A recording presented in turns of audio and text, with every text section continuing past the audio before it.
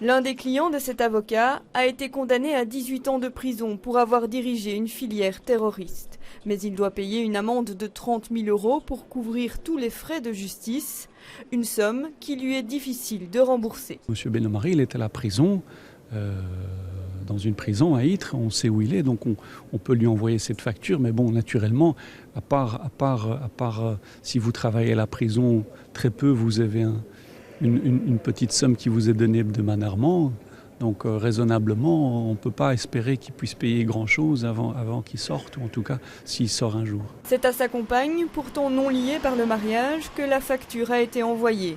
Une situation que vivent beaucoup de familles de détenus et que gère Anne Delvaux au CPAS de Saint-Gilles. Elle est médiatrice de dette et rencontre fréquemment les proches de détenus. On est souvent confronté à des mamans dont les enfants ont fait des bêtises à un moment donné et qui doivent faire face à ces bêtises. Et donc ces mamans sont souvent fort démunies par rapport au comportement de leurs enfants ou bien aux conséquences du comportement de leurs enfants. Par rapport à l'épouse, c'est vrai qu'il arrive aussi que du coup, elle doit faire face seule au montant du paiement du loyer, de la facture de gaz, d'électricité, des frais scolaires, etc. Et donc ça peut vraiment mettre en difficulté une famille. Les dettes varient habituellement entre 500 et 5 000 €, voire plus dans des affaires liées au terrorisme. Une somme que le détenu peut aussi tenter de payer par lui-même à sa sortie de prison.